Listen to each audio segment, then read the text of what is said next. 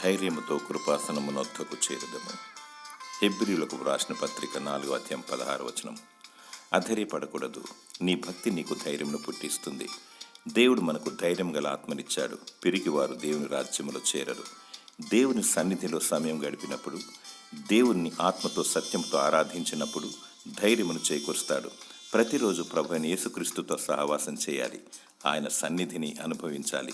అనేకుల కొరకు, సమస్త భూప్రజల కొరకు, గొప్పవారి కొరకు, అనారోగ్యుల కొరకు, శత్రువుల కొరకు, సొంత వారి కొరకు ప్రార్థన విజ్ఞాపన చేయాలి.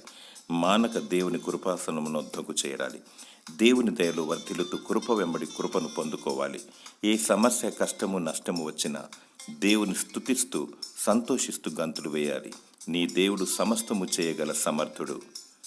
దేవుడు నీకు ధైర్యం గల ఆత్మను దయచేయునుగాక. ఆమేన్.